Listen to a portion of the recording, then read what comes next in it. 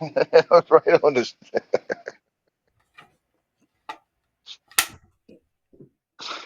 Oh my God.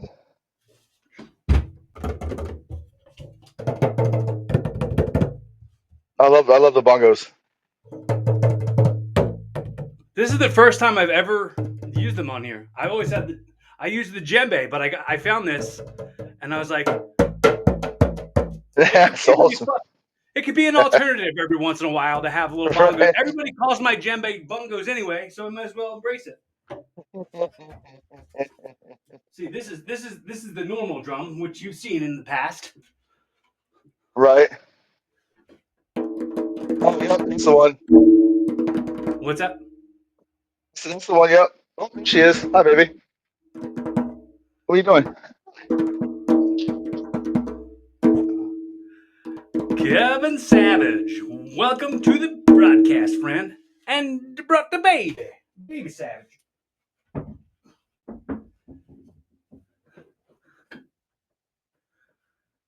Say hi. Hi, hello. Wave. How you doing, brother? It's I'm great, good. great. Yourself? I'm great, man. I'm so good. I, I'm so glad that we reconnected. You know, like that we got a chance to connect again, and then we connected a couple months back. And it's Absolutely. always a pleasure chatting with you, man. It's always a pleasure hanging out with you. Your energy is so like healing. It feels so organic and non I, forced. well, I appreciate that, and I think the world of you as well, sir.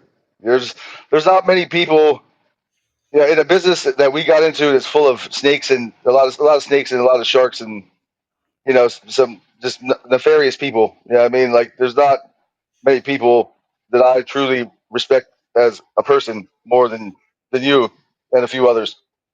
Thank you, thank you. You want your Baba Black Sheep? Oh shit! Sorry. Hold on. She wants to watch Baba Black Sheep. Okay, It's like a YouTube thing. You okay. can hit this if you need to. What's up? It's like you can edit this if you need to.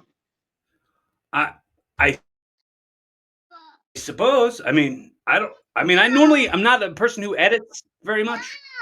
Okay, I okay. mean, we just keep it in. I keep We can everything leave in that's now. organic. The That's only fine with thing me, I dude. cut out is if anyone's doing illegal things on the podcast.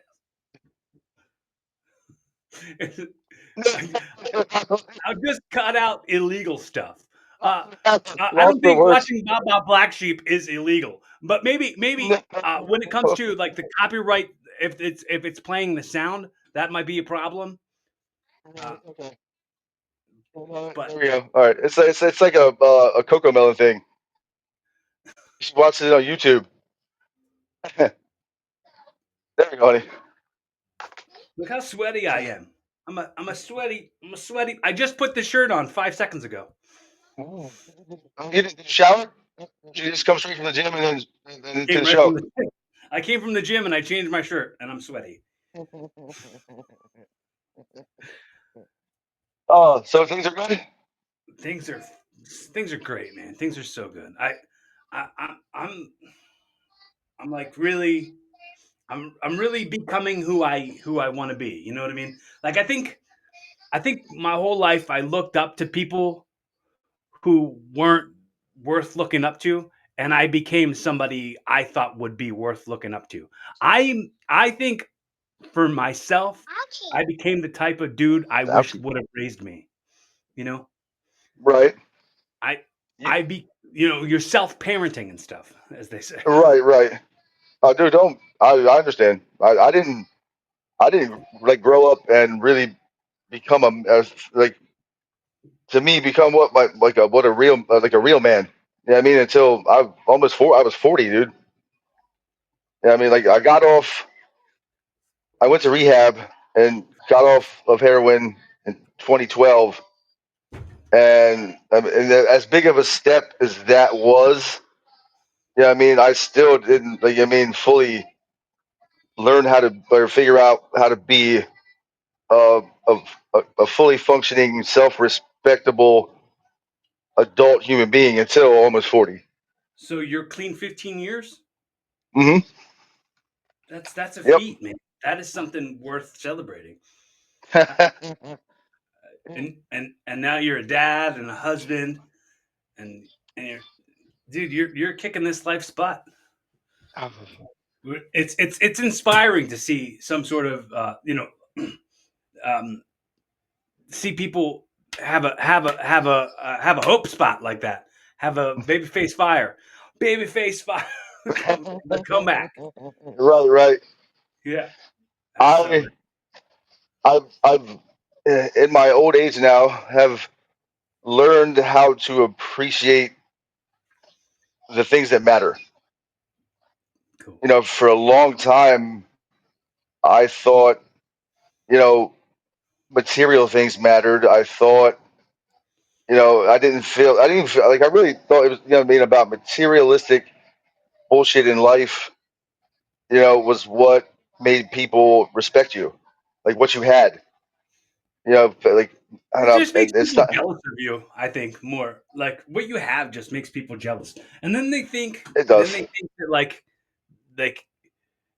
that they could do whatever you're doing better than you could do what you're doing. It's weird how people just constantly compare themselves to other people. It's like all the smart marks that, always busted on Vince and his booking, and they can do it better, but never took a bump in their life. Right.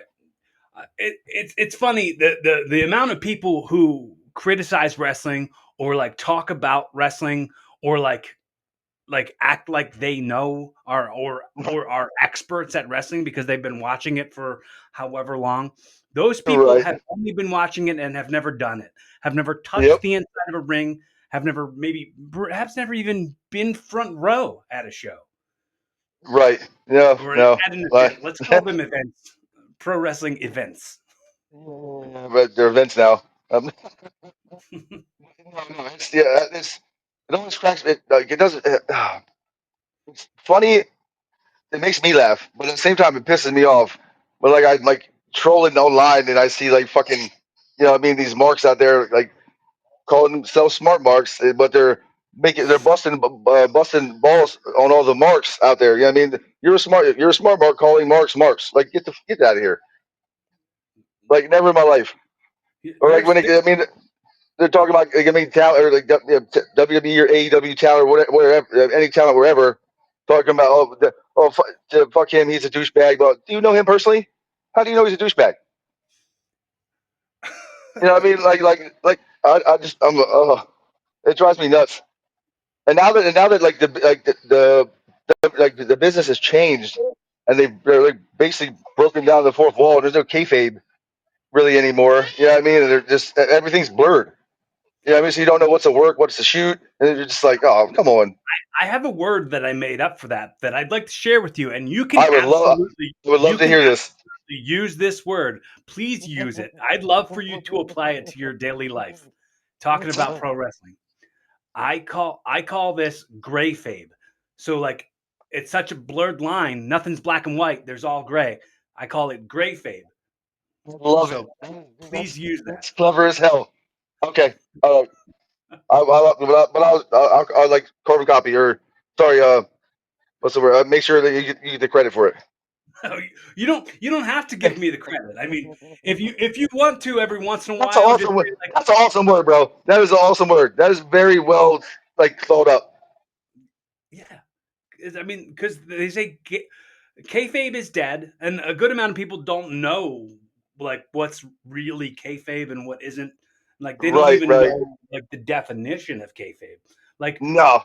really, it should be that people who are in the business understand what kayfabe is more than people who don't know it. Like Right. don't have an education and aren't experienced and trained in it. Uh, it it's funny, man. I want to. I'm actually I'm in the process right now of uh, going to start teaching wrestling. I'm Oh, gonna nice. That's awesome. I'm gonna have my own students, but what I want to do, not just a curriculum in what moves we do and how we become pro wrestlers, but like an understanding of the history of the business and the psychology and the reasons why we do things. Not as much of like here's the techniques, not just that. There's going to be Right. a lot more going into that. As far as like, I would like to like, I would like to give homework and say, hey, watch this match, watch that match, write notes on it, and we'll compare. That's yeah. That's awesome. Like that is a like so that's a awesome plan, a business plan for. I mean, to have a like a wrestling school. You know what I mean? Like it's oh, these like nowadays it's so crazy. The business is nuts. Like you know what I mean? You have like hack you have hack trainers that just rob people for their money. You know what I mean? Put them through like a month of schooling, and it's okay. You're ready to go work a match. Right. You know what I mean? Like you haven't taught them like anything Yeah. about psychology, character development. You know what I mean? How to protect yourself, how to promote yourself. Because nobody today, nobody is. It's weird. It baffles me because like you don't see no any like indie guys that promote themselves the way that they should, or the way that we used to do it. 15, 20 years ago.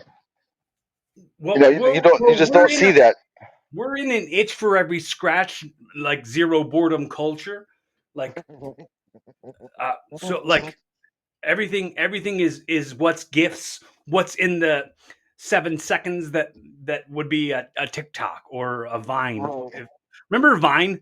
Vine was fun. Was Yeah, that was like the original TikTok kind of. yeah, yeah. Yeah, yeah, I remember that. Holy shit, I forgot about it until you just said that. But yeah, wow. Like, Look, uh, we're we're in the. It's very funny, and I've been trying to think of a way to make this into a premise. Like I'm thinking this premise, and I'm trying to make it into a bit, but I can't figure out how to do it. I was going to talk about about how when I was a kid, I was diagnosed with ADD. Everybody talks to me about everybody talks to me about ADD now, and they don't even mention ADD. They just say ADHD. They all say right, ADHD, and it sounds right. like they're saying the number 80 and then HD. Like I've got ADHD. 80. What is HD, and why do you have 80 of So, them? so, so like I do have ADHD. Um, I never grew out of it. Like I've had it when I was like I diagnosed when I was like 4 or 5. Yeah, same. Um, I was diagnosed when I was and, 4.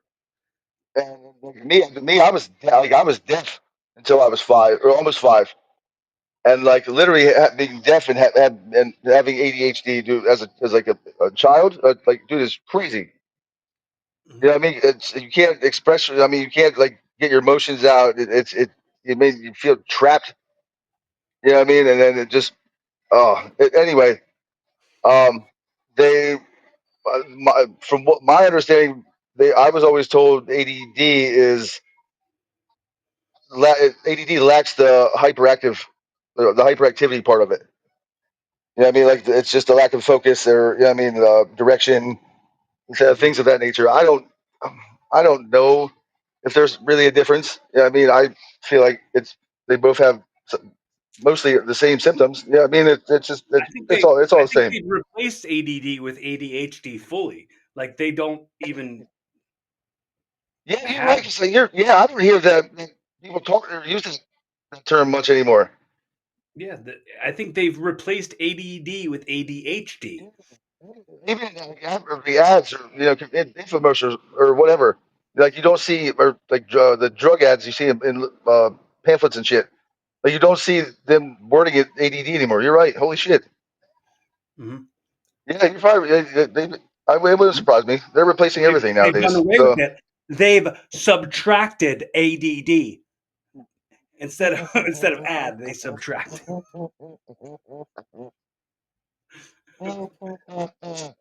ADD. No, Well, no more. that's about as important. That's about as important as no more Gulf of Mexico. Who's Mexico? Uh, Oh, the Gulf Mexico America thing. It it Change the name of it to Gulf of America. Yeah, yeah. It's weird. It's Wow. weird. The things that people will get offended at without like All right. Especially really nowadays, people really get like offended. People get offended now about shit that they weren't that didn't piss them off or offend them. I mean, 20 years ago. Right. I Yeah. mean, I'm like, what? Come on. I don't understand. If it didn't offend you then, why does it offend you now?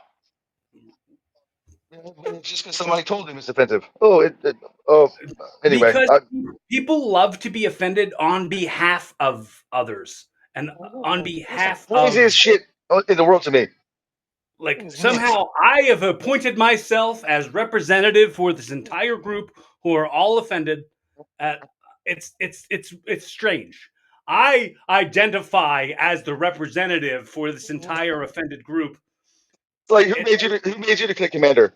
Right, it's white women. White women started it all. I'm like, people like we live in an era of children today. It's nuts to me. Like this entitlement era. I wasn't meant for it. Like I was not meant. I didn't think I would live past 30.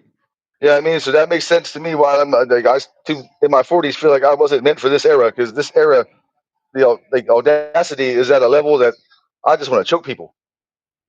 Like it's nuts. Like if I didn't smoke weed, I would choke people like daily because you just can't. They don't understand. Like they're dicks, and then you're the bad guy because you told them they were dick. Yeah, it's just I don't understand that logic. You know what I mean? If I'm out driving on the road.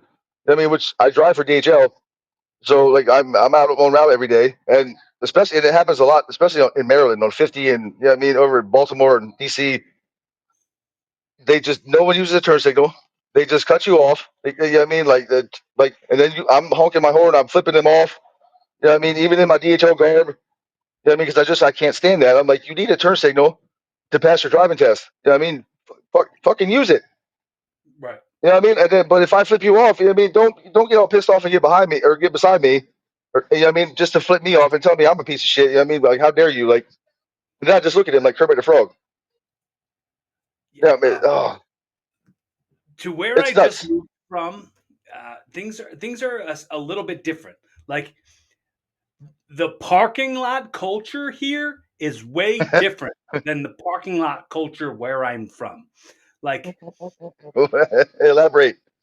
um, like, if you're driving through a parking lot where I come from, and you like stop and let somebody walk, they go, okay, thanks. Well, right, Here, right. they don't even look at you. They don't even look down from their phones. They don't even, like, I mean, look up from looking down. They're Yeah. just about their destination, and they're entitled to having you stop. What if I wasn't? What if I wasn't feeling like entitled to let you walk, and Right, I and I was just have to run entitled? you over. Right. It's a very weird thing. And like when people pull out of areas, and I like stop and let them go. There's not even a little, like, there should be a little wave or something. Uh, Yeah, Nothing. there's no road etiquette anymore. Etiquette is pretty gone. Zero.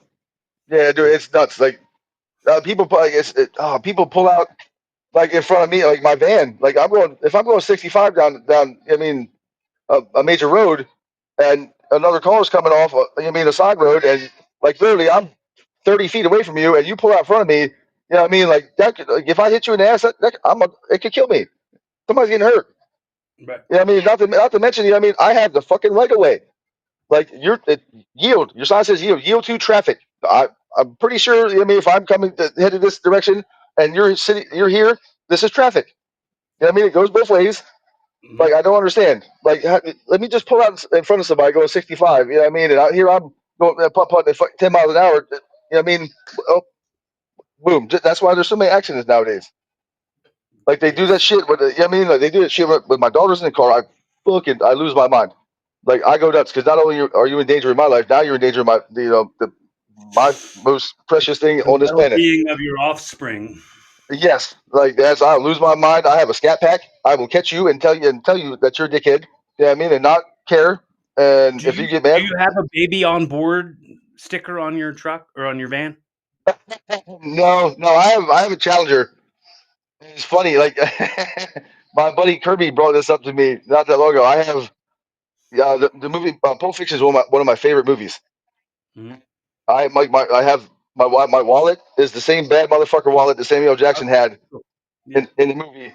I have that same exact font vinyl sticker says "bad motherfucker" at the bottom of my back window.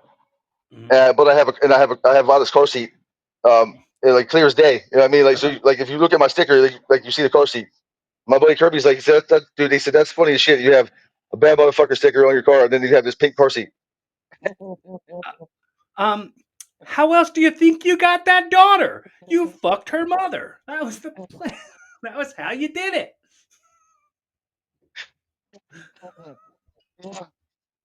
Well, that and Jamin. I mean, even though I mean, obviously Kirby and I procreated her, but yeah, I mean, Right. Yeah. I mean, she wouldn't be here without him. yeah. Yeah. Oh, I fully get that. oh, that's Bro, sometimes people come into your life, you know. Sometimes there's guardian angels that come around and they make they help you make decisions that you weren't ready to make at that time. And when they made those decisions, it changed it it changed the trajectory of where your life was headed. I I I can see that. yeah. So I'm gonna get like super emotional about this. Jamin Pugh was the most amazing human being I've ever known, dude. And the universe did the most unfair thing it could have ever done to anybody. But what happened to him?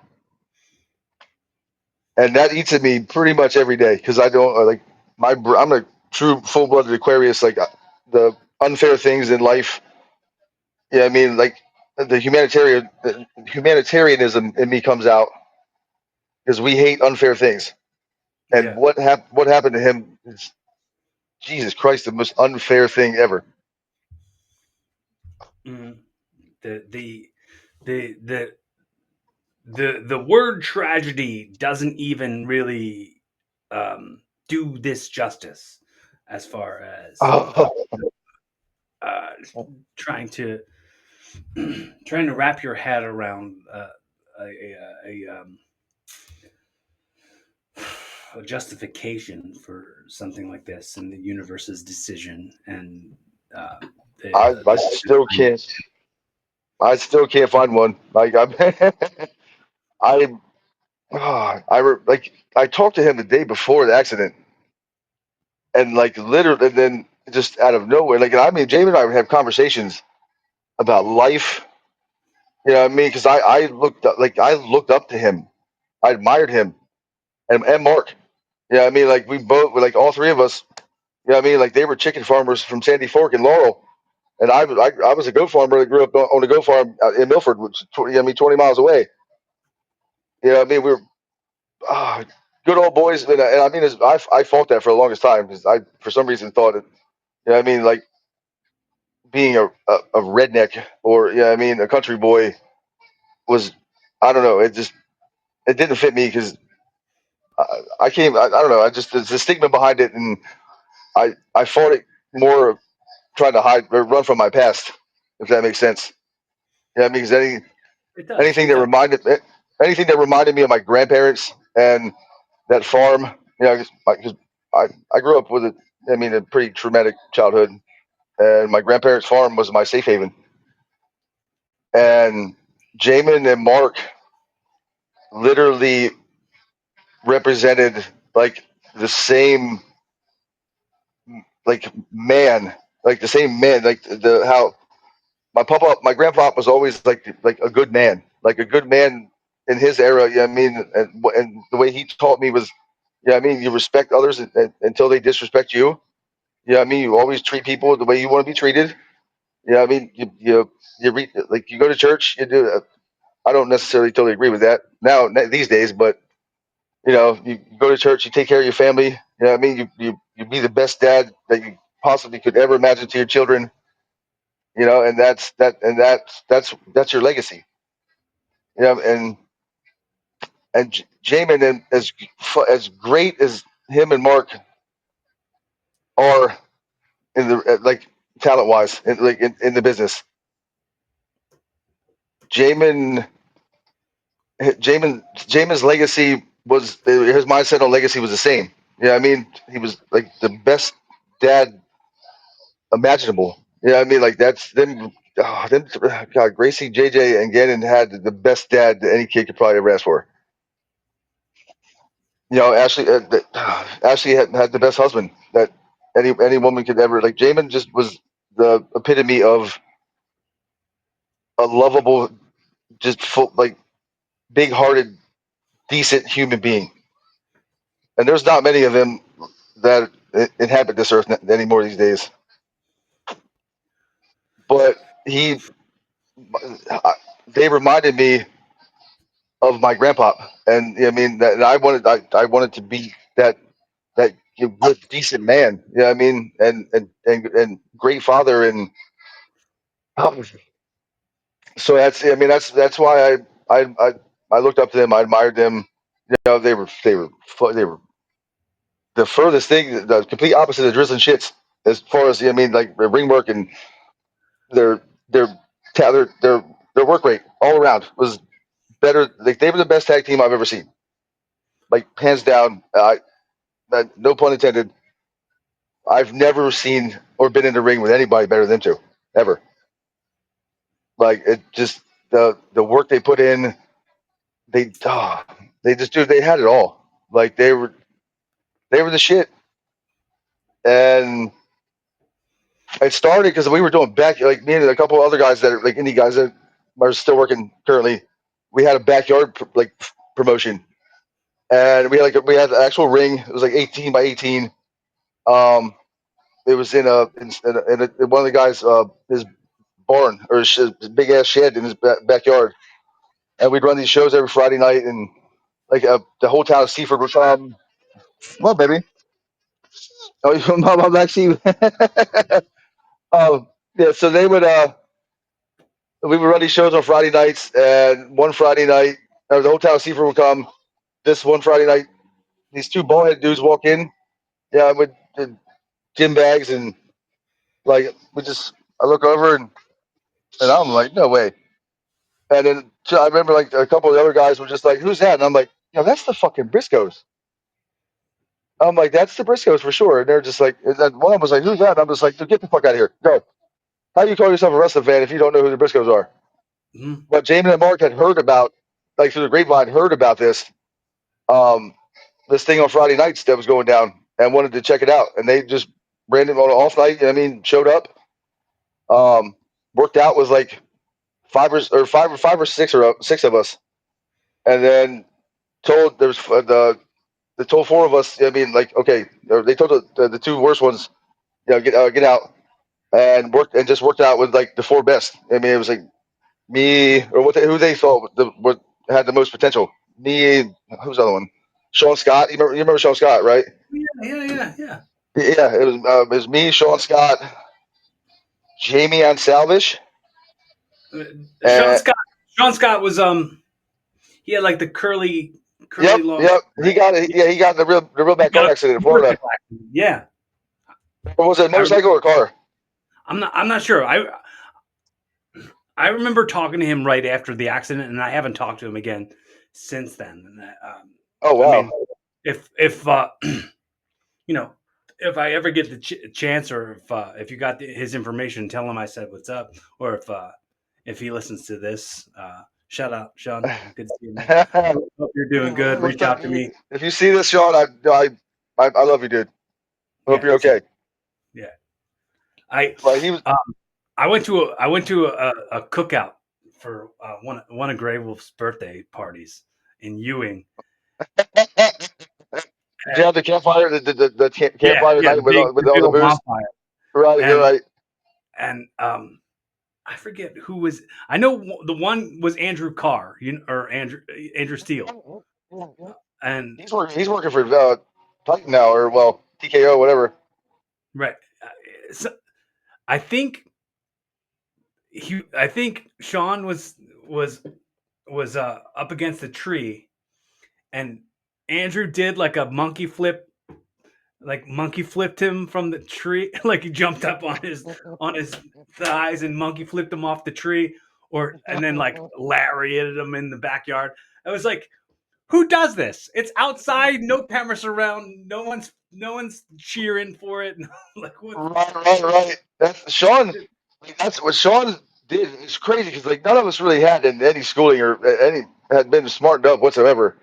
Yeah, I mean, like I had like 2 weeks of fucking, training in like 2000. I mean, from Van Hammer and Bone Breakers, and then they fucking ripped me off and took my money and shut MCW down and the school, and then then tried to sue me and I mean for my tuition. And I was like, you don't even have the school's not even open.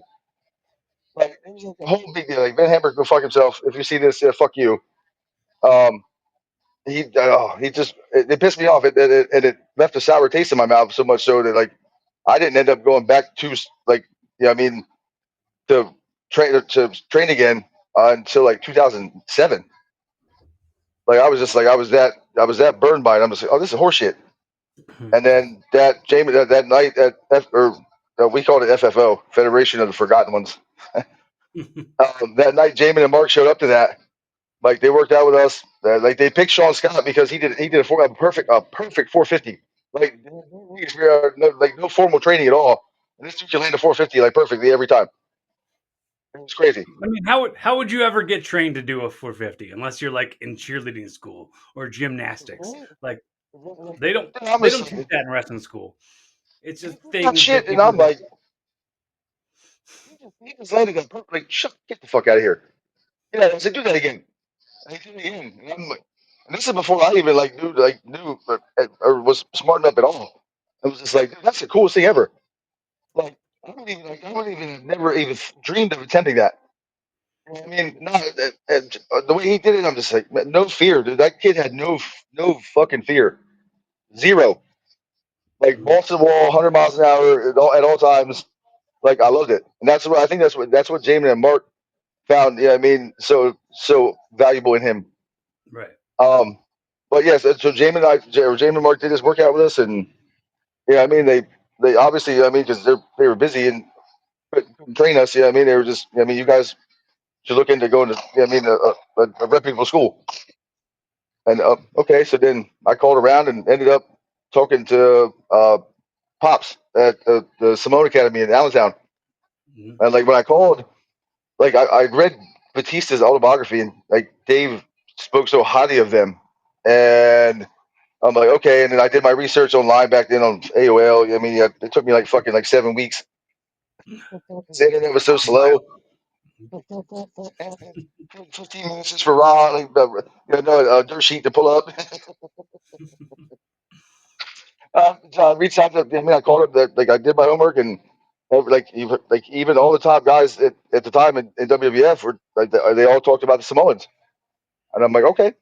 You know what I mean? So then I called up there, and Pops answered the phone, and I explained my situation, and I told him I was looking into I mean what like getting back into school, but I was leery, because of what Van Hammer did, and the moment he told me, he said, "Well, he said what we do here, son, is he said we don't take we you come up and do a tryout with us." I'm like, okay, and if we don't think that like you have any I mean potential to make it in the business, we won't take your money.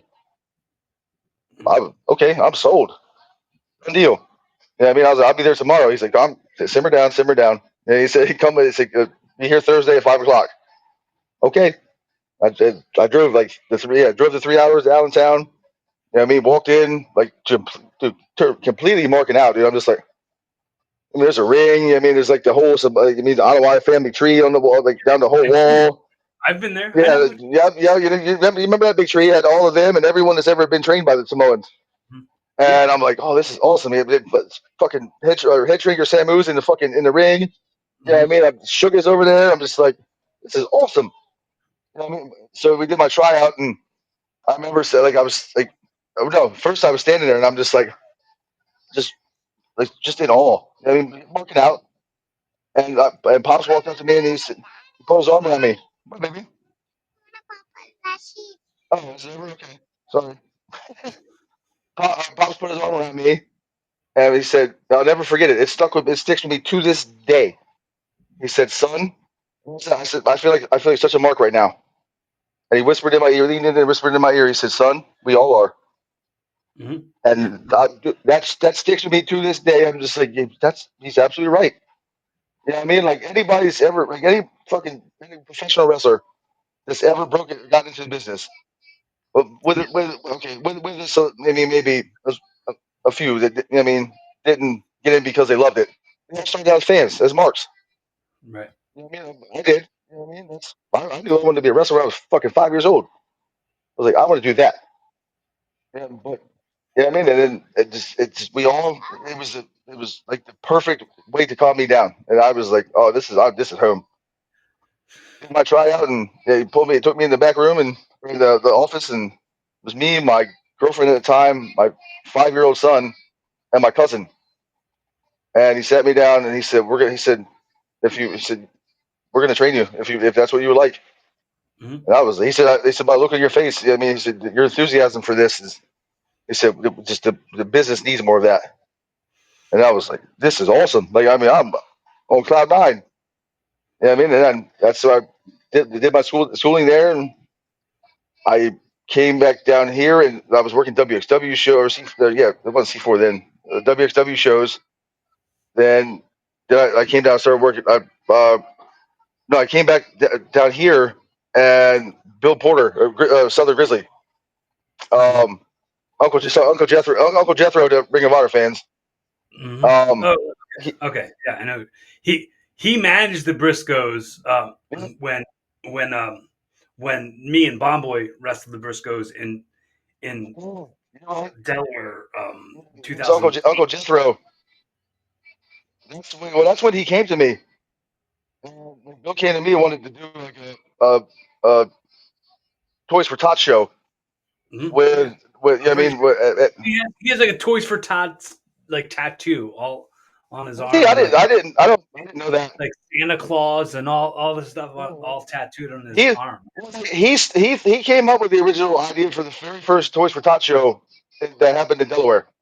Mm-hmm. Like he came to me and he was talking to me at Burger King about it, and yeah, I mean, I'm still green as fucking shit, green as goose shit. Yeah, I mean, he's wanted to book like help uh, get me to help him book this show, and I'm like, well, fuck, I don't really know how to put a show together yet.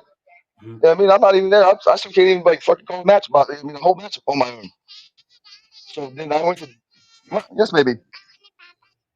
Well, oh, I didn't go back enough. Oh, there we go. Um, yeah, so I called David Klein. Like it's just like he David Klein was doing doing that backyard stuff with us. He did the sound and everything and the announcing. Mm-hmm. So that's how like I got tied in with all these guys, like him, Chris, Chance Sevenfold, Randy Massey or Randy Newman. Like we were all The doing yeah, okay. this shit together. So I called David, and David, yeah, I was like, Dave, I got this guy here who's wanting to put a show together, and he had just bought DCW. And I'm like, all right, I mean, you have a company, like you're better suited for this than I am. And Mm-hmm. he's like, all right. So then he came in and ended up turning into like, yeah, I mean, basically a DCW Toys for Tot show. Yeah, And it was at the, we worked. were you there that night? That was the night that we worked the Briscoes. That was when me and Yeah, Bomboy. you're right. It was at the National Fire Company. I I'm pretty sure it was at a high school or something. That, There was a Toys for Tots at a high school, and a high school when, gymnasium where um so Toys for Tots was always in December. And so yeah, it that, was this, so you worked the Briscoes with Bob Boy in 2008. it might have been 2008 or 2009, maybe in 2009. It's kind of blurry. I'm All right, so that one, you worked Jamin and Mark at the second. Yeah, that was the second one. I don't remember what high school that was at. The very first Toys for Tots show was at the Nassau Fire Company because that was Eric Crazy Shea did this crazy ass bump off of the balcony into the ring, and the ring was like fucking 12 feet away. Mhm. It was nuts. Uh, I worked Randy Masochist in a table match. Ron worked. Oh my God, Chris Wilde maybe. I Okay. want to say I want to say Chris and RTP worked a match together. Oh my Jesus! When DCW had that brick entrance. Yeah. Yeah, it was like the ECW shit. I mean, it's a DCW, was spray painted. Right. Um, I always liked that. I always talked to David about bringing that back. I liked it too. I just, Mhm. but the only thing problem with that was the ramp. When you walk, Mhm. the ramp he had at the time you walked, it was too steep, and you walk down. I mean, half the time you slip, you have to catch yourself. I'm like, oh, that just fucking ruined my entrance. But so back to my point. That was the first like interaction I had like in Delaware with the business. I mean, and Bill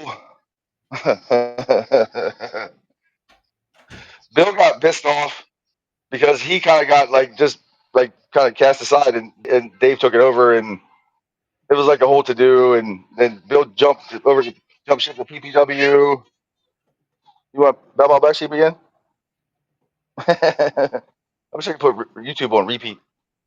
Um, oh shit! Oh, are you okay? Are you there? Yeah. Oh, James belt fell on top of her. Oh, pumpkin, are you okay? Oh, baby. Oh, I'm so sorry. You okay? You okay? Oh, it's okay. It's Thing is okay. heavy It's too. actually, it is. It is. Mhm. I put it up there like not realizing. I mean, not thinking. I was like, oh, we'll probably end up Oh, sitting with me you at some point. completely, yeah, you completely forgot it was there. It's Yeah. understandable. I was like, what's that sound? I'm like, oh, boop. You okay, baby? Oh, I feel so bad, honey.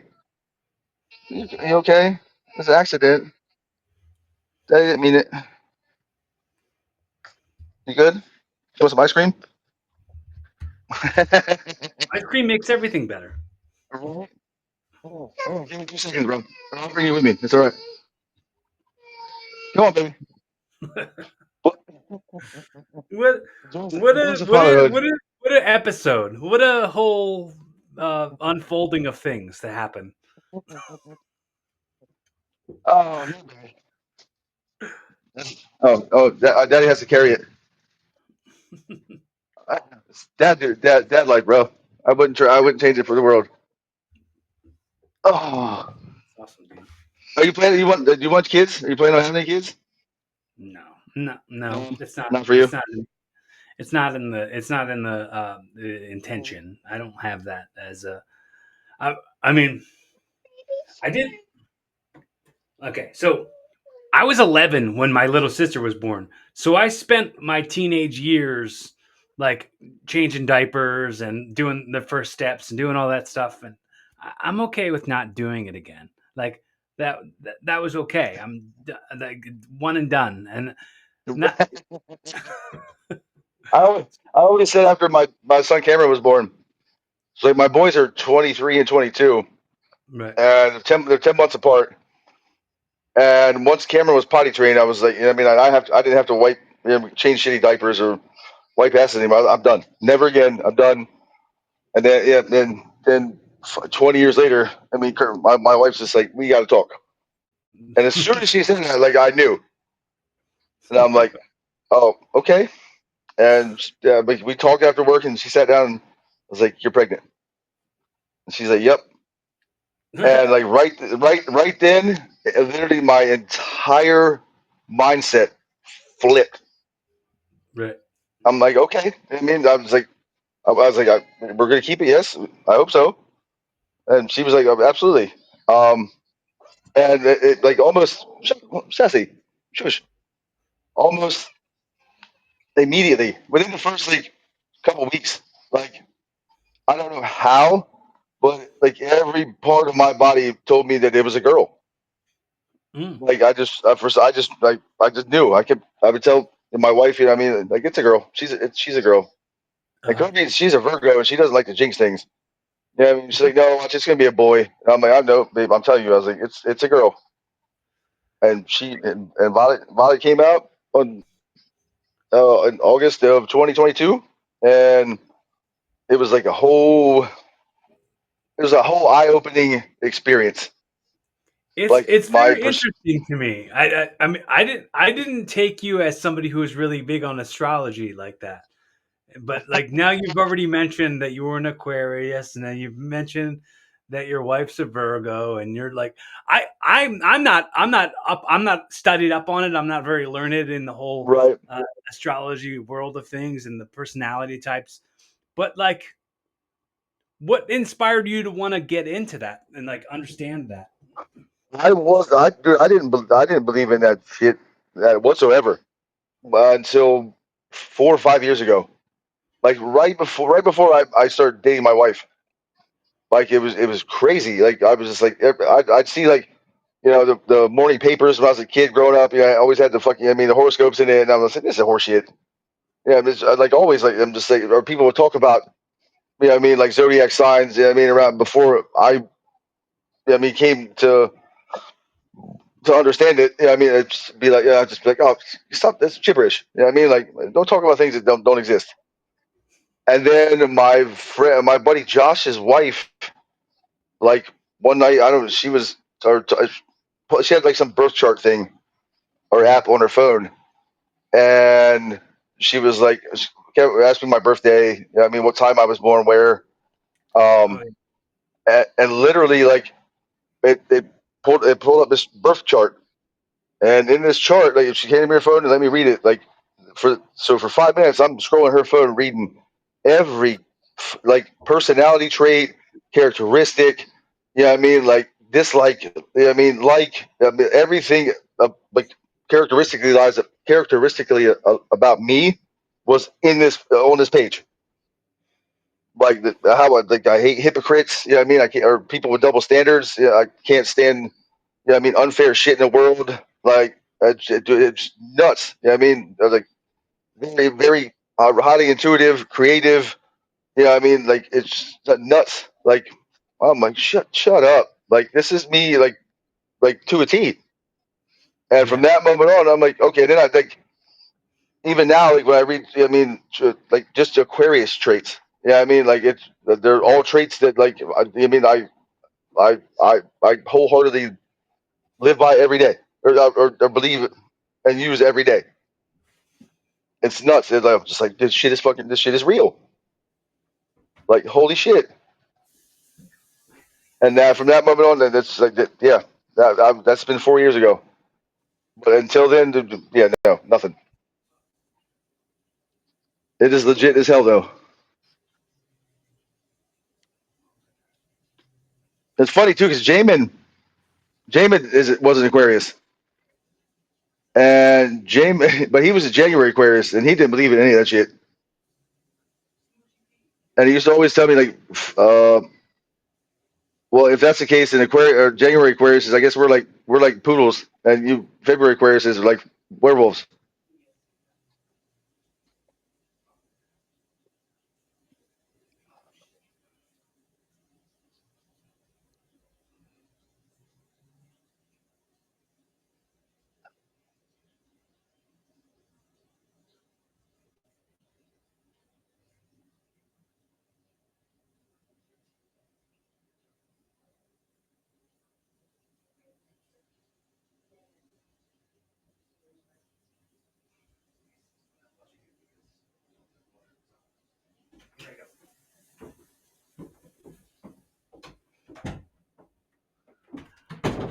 Oh shit.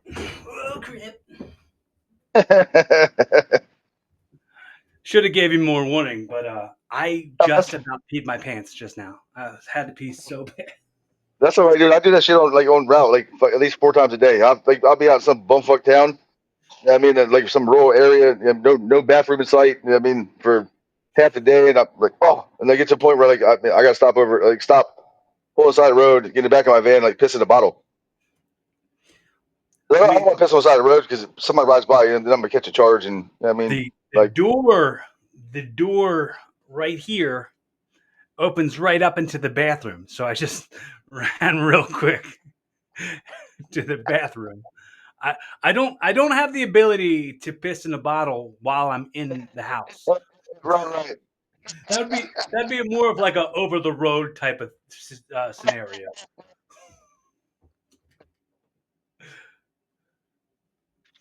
Oh my god. But Yeah, I can't. but I have Sometimes. found myself in the situations where I have peed in bottles in the car because I was no bathroom in sight, like you said. It's always a bitch. It's crazy because sometimes there's guys at work that use like if on a day I'm off, though, and somebody will use my van, and like every so often somebody will, like piss in a bottle, and then I'll find it still in my van. Like they'll leave their bottle in my van. I'm just like, what a dick. Like sometimes we gotta stop, and I don't give a shit if you're like you piss in a bottle in the back of the van, but don't fucking leave it. Like Yeah, you like should leave a note. You should leave a note that says if you leave your bottles of pee pee in my van, you're in trouble. I'm, so that's another side. That's another side I'm growing as a person and an adult. Because 10 years ago, I would have done that. Hmm. Like like I find myself I sometimes still to this day, depending on how shitty of a parking job someone does. Like I have a notepad in my car. I mean, and a pen. I mean, and if you park, fucking take up two spots, or I come out and you're fucking parked. I mean, crooked. I mean, fucking like an inch away from my car. Yeah, like I will leave you a note under your windshield wiper that says you park like a dick. Hmm.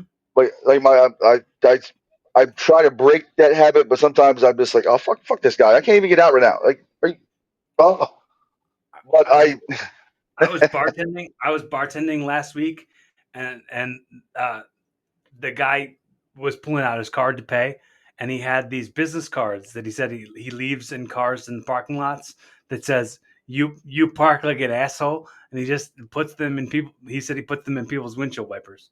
yo hold on. That's so funny. You just said that. Oh, I know it's in here.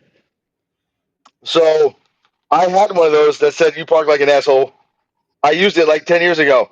But Uh, wait, where's my camera? That's These funny. these these have been in my wallet for like 10 years.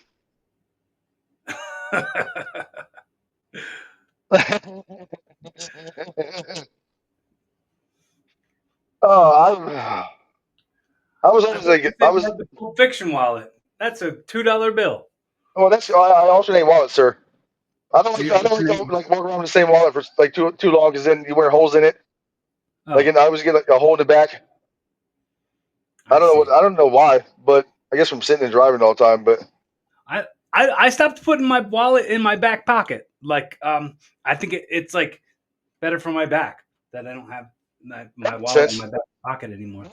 Like when I'm driving, like that's later on in the day, and it gets to the point where like, my wallet starts making my ass cheek go numb, Hmm. and then I'm like, oh, this is miserable. But I don't like to leave it in my book bag, my backpack that I take to work every day because there's been a lot of like people that are stealing fucking delivery vehicles now. Like right, like somebody like Amazon or UPS, whatever, FedEx, they'll park on the side of the road, be running the package to their house, and but as they're running the package to their house, somebody runs up and jumps in the van and steals their van with all the packages. Oh yeah, I've heard And of I'm like, oh yeah, but what? Well, so yeah, I don't want to leave my wallet there because then they're gonna get my wallet and the packages, and then I'm fucked. it. If they just get the packages, well, then I'm not fucked. DHL's fucked. But if they I get mean, my money or my cash and my cards and all that shit, you know what I mean? Then I got to go through all that DMV shit again, get a new license. yeah, that's a bitch. That's a bitch when Dude, that. it's like anybody. If you steal wallets, fuck you. Yeah, I mean, like you're just an asshole. You Like causes way you more make shit problems. really fucking complicated. Yeah, It's not like stealing a car. I mean, you can steal my car. Like okay, whatever. Like if they'll either find it or fucking insurance will pay for it. Right, Yeah, I but then mean, you but gotta go get all your cards shut off, and then reactivate new cards. You got to get a I'm new saying debit card. you're costing me money now. Like that's, I mean, like now I don't like you. Right, you're Oh, you're stealing my time as well. yeah, My very time. true. In my old age, you can't get that back. Yeah, I Oh, want to I want to say to you, man. In in the same theme of what we are just talking about now. I'm very fascinated with on the record conversations, right?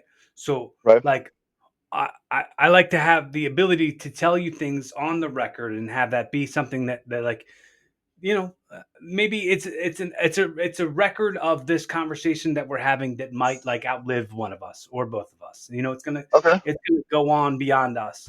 So I want to tell you how important it is that you have spent the currency of your time and your effort here with me today and hung out with me. And dude, I want to let you know, while we're on the record, if you ever need a friend, if in some way I could be a valuable resource to you, please don't ever hesitate to call me. Don't ever hesitate to reach out to me. I'm always here for you, no matter what.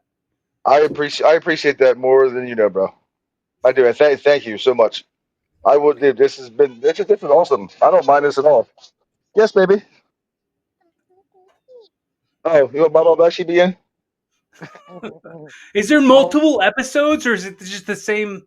no, it's like the same. It's like a Coco Melon Baba Black Sheep video they do, and yeah, she just likes it. I don't know.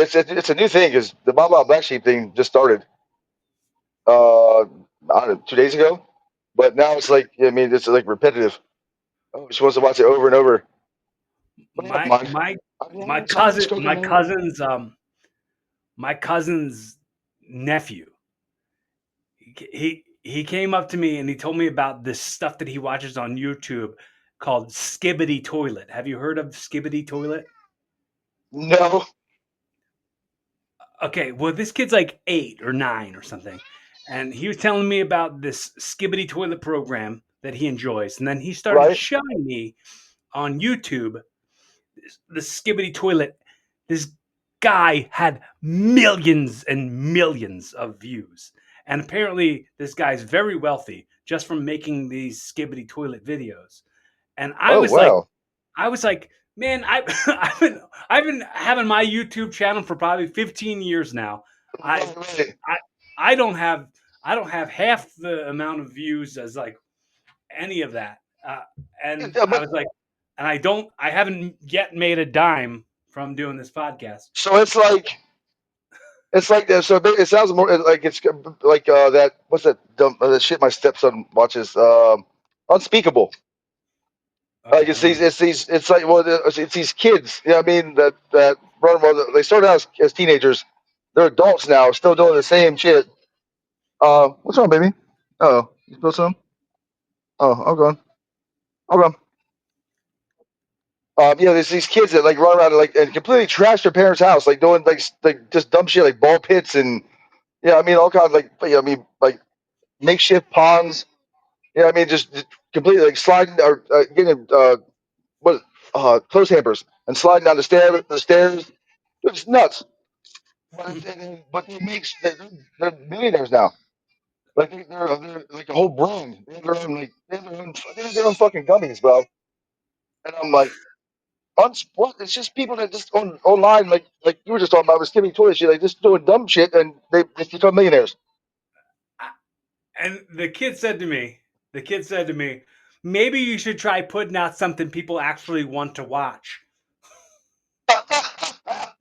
And I was like, Bird, you got me. You got me. I was like, Well, you can sleep soundly at night knowing that your content is so much more informational and real than the dumb shit that these retards are doing. well, Like, ideally, I would hope that anybody who hits the subscribe button, likes or comments or anything in order to support me and my podcast or my YouTube channel or whatever, they would be right? getting some form of value out of the conversations that I'm having with people. And in some way, I'd hope to not just bring value to people's lives for like the type of entertainment that they're getting, but it have to. I want to have some impact on honey. changing changing people's perspective on things and giving them like a more evolved mindset.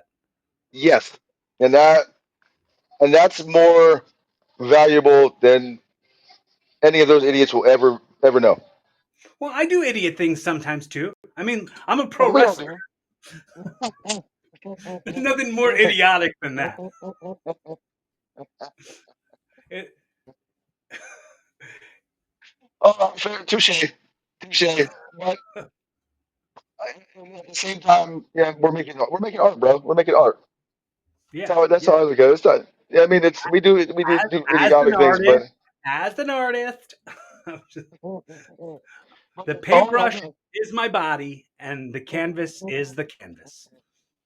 I, I know for me anyway, the older I get, and I mean, the less retarded, the less impact bumps I'm taking.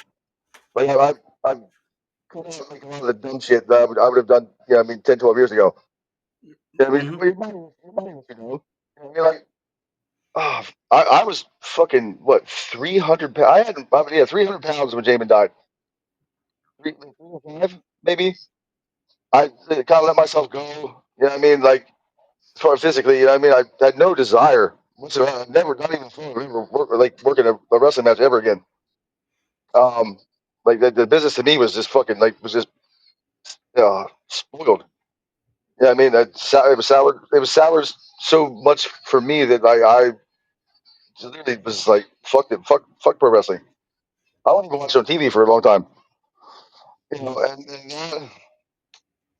uh, the me walking away was more of a I'm not the whole Aquarius thing. I'm not meant to be around fake people and two faced assholes, and you know what I mean, just people that want to, I mean, use you and throw you away like fucking, I mean, discard you like trash.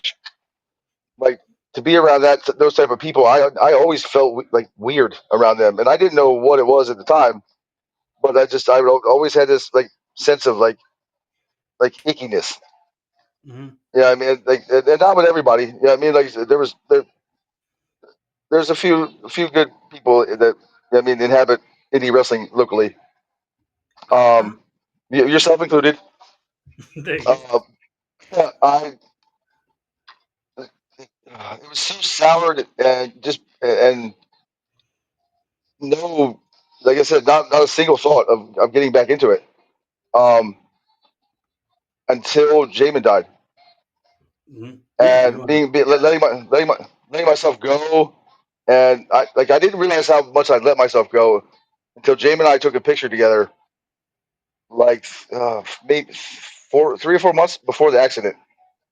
Um, we took a like my buddy Ryan Cunningham is a huge wrestling fan.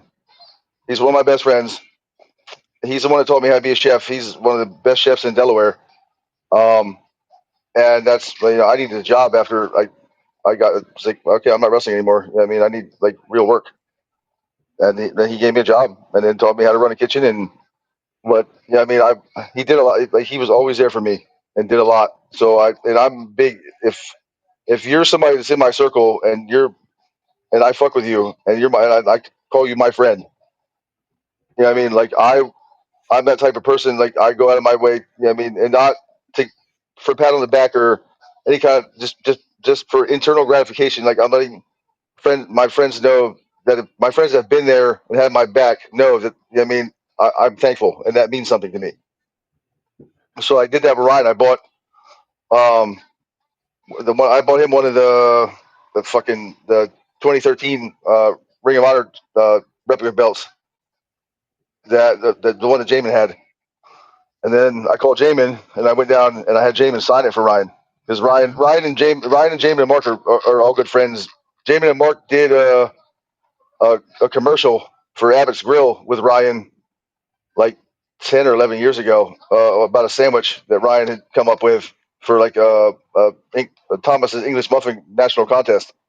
Right. And Jamie and Mark came to the restaurant and fucking cut like I mean the whole full promo shtick and put the fucking sandwich over her. You know what I mean? And Sandwich they were promo. Tom, it was what the apple scrap? It was an apple scrapple muffin Okay. and apple I, scrapple I English did muffin. I did DCW shows at the Apple Scrapple back in the day. Yeah, that thing they have in Bridgeville every year. I did it. I did it. I'm gonna probably say this was probably like That's been a long. That's been a hot minute since I'm gonna say DCW did a show 2005 there. maybe. I Yeah. mean, it was a very long time ago.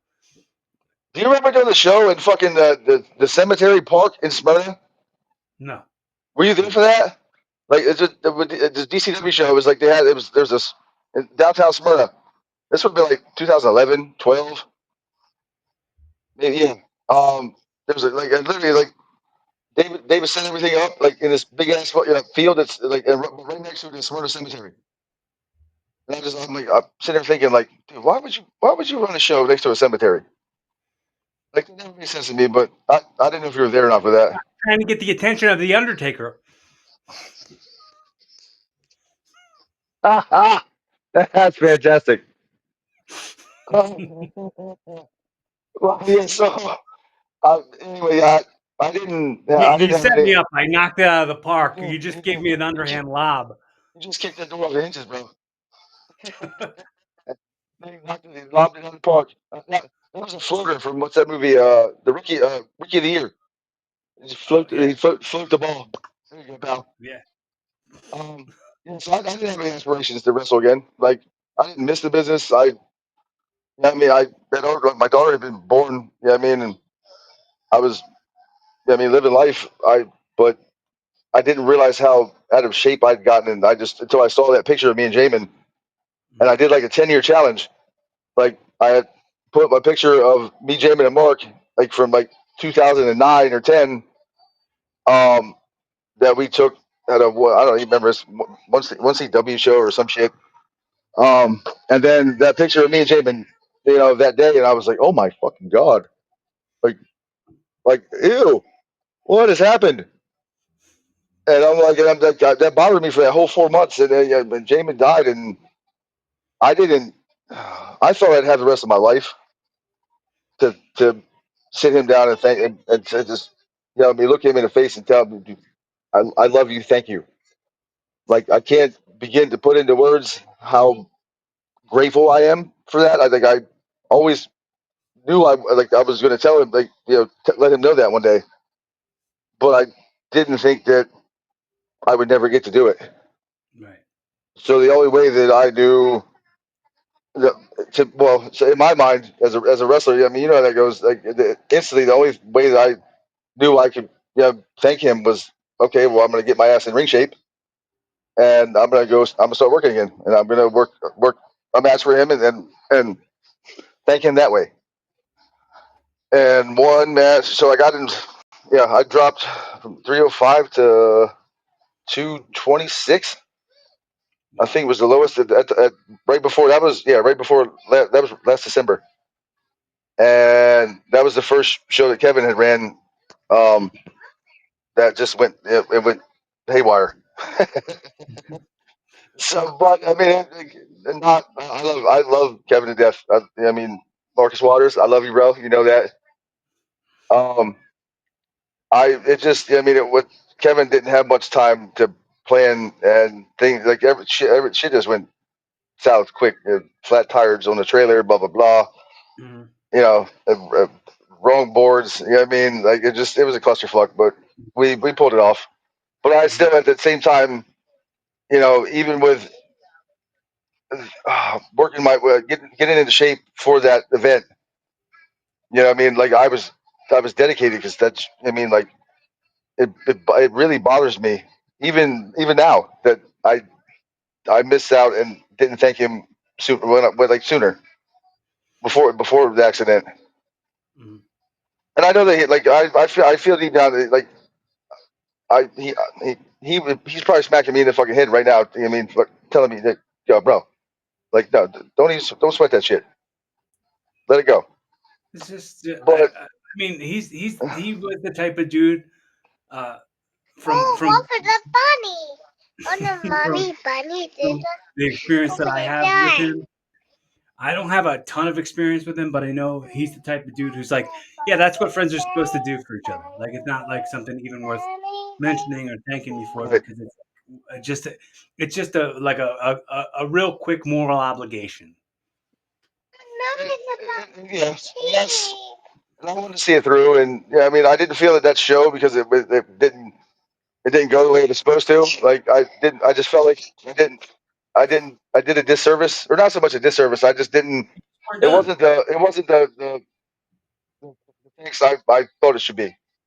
Right. You know what I mean? So now it's turned. I mean, a one off has turned into a what, a year and a half run now. A runoff. A Yeah. one off turned into a runoff. Yeah. So yeah, I like that word. Oh, honey, Okay, honey. I got a couple more like real quick things, and then I'm gonna wrap it up and send you off into the sunset with a hot dog and a handshake. Sure, sure. So, because we were talking about on the record stuff and we were going that route, I'd like to ask you now if there's anything you want to say to me or anything you want to ask me while we're on the record, and I'm gonna answer sincerely because that's the whole vibe of the show is sincerity. So there'd be no way that I could manufacture an answer that isn't true. Oh wow, that okay. bunny. I want a Hi. bunny. You want a bunny? Oh, your bunny's in your playpen, honey. Huh? You wanna get it? It's in your box. Look. Go get it. You get it. Look, Run, run. No. No, okay. Um, yeah. Would you? Can we have a match?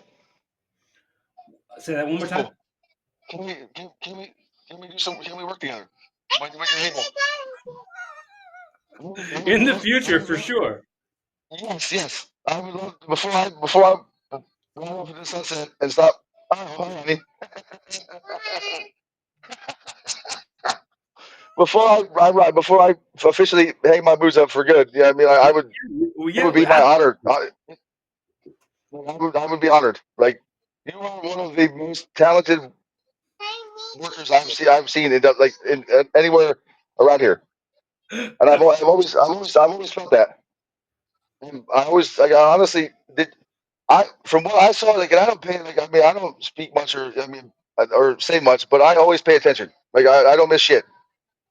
I've always felt that you've always been very disrespected in some Look at ways. those boogers. That is a real Oh, booger situation. look at Daddy Wipes. Look at Daddy Wipes.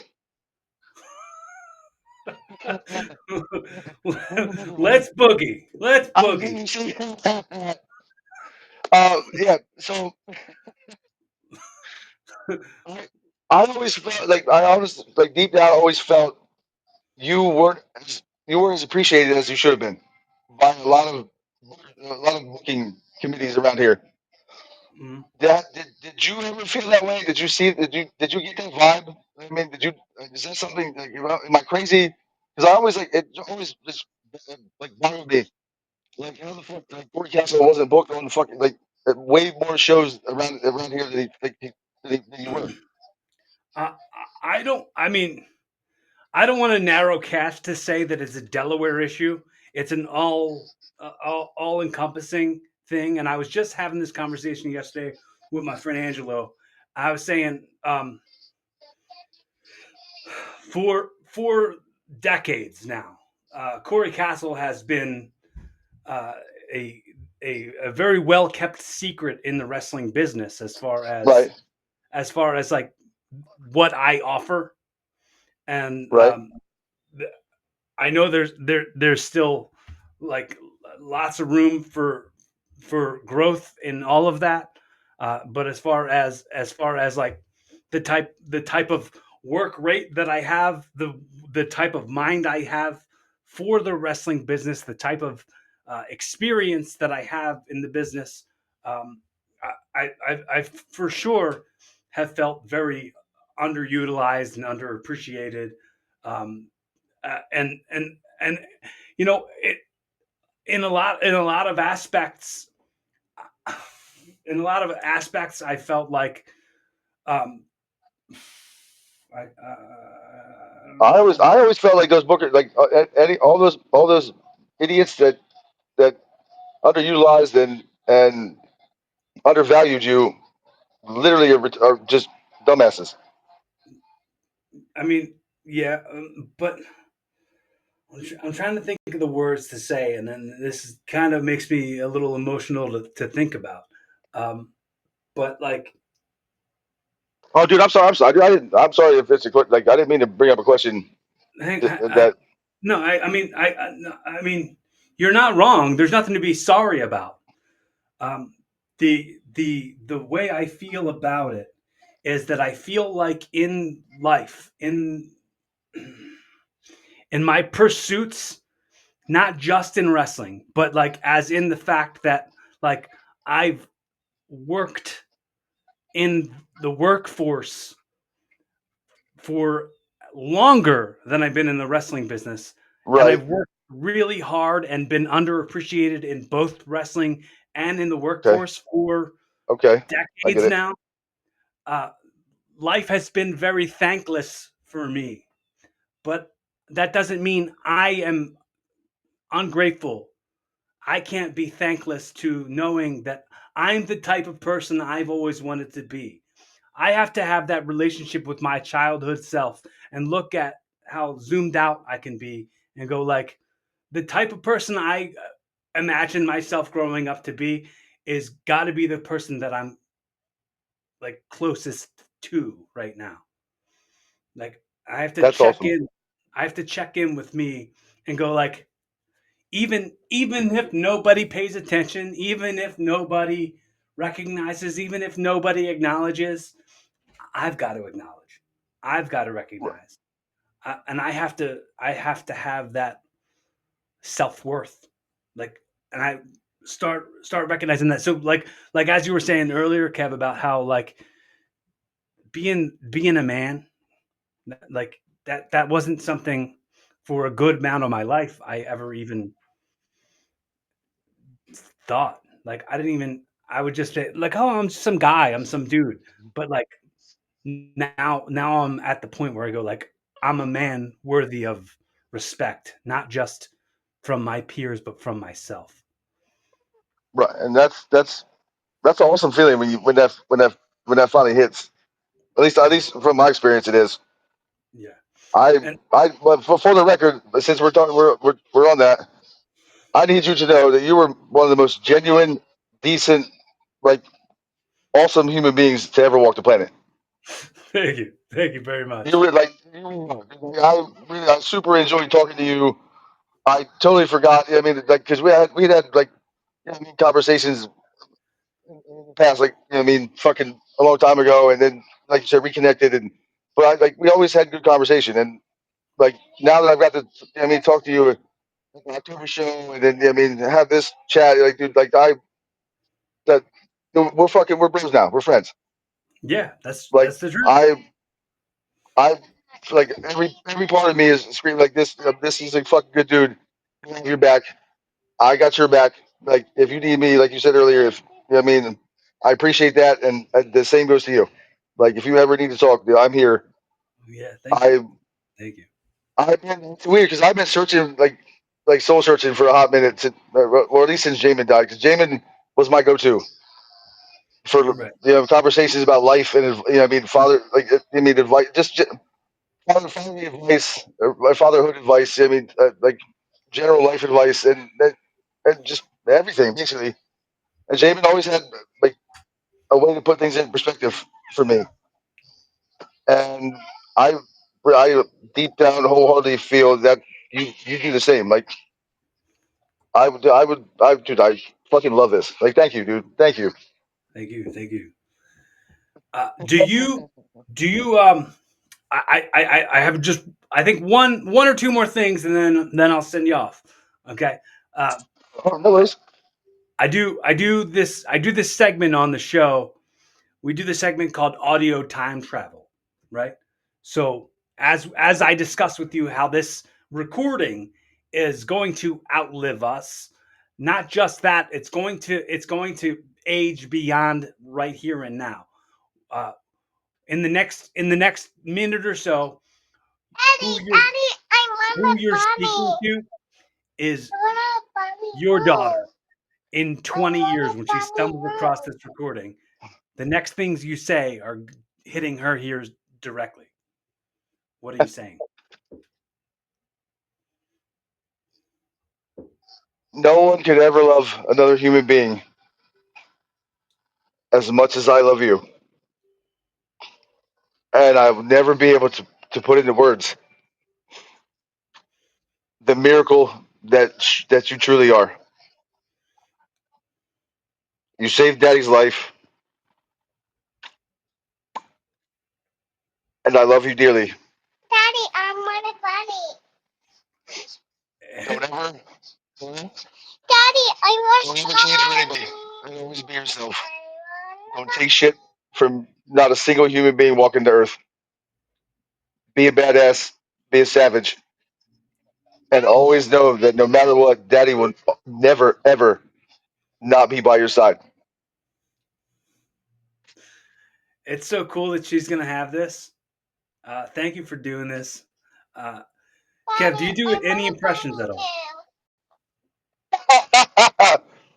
No, it's crazy because I'm the worst at it.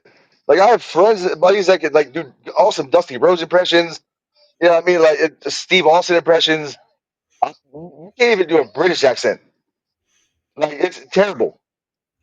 Okay, in your best impression of yourself, in your in in like wrestling promos, uh, just gonna say the way we wrap up the show, we say the tagline: "Be fun, have safe, keep evolving." And just say that in however you want to say it. Wait, what is it? Have fun, be safe, and keep evolving. It's that, but the opposite. Be fun, have safe, keep evolving. Be fun, have safe, keep evolving. Thanks for doing this, Kev. I love you, man. I hope Corey, I I love hope you I too, see you bro. very soon, man. And This is I'm good nightmare. luck. This is nightmare, Kevin Savage. Hear me when I tell you: be fun, have safe, keep evolving, and sweet dreams. Yeah, like he said, this guy, like he said, be kind to yourself, be kind to others. Remember to live like you're on the record all the time. The Uh, windshield is always bigger than the rear view. yes, yes. The rear view mirror is way smaller than the window. Yeah, Those were the last words that Jamie Pugh ever said to me, and those words mean everything because that was the moment that I was able to let go of.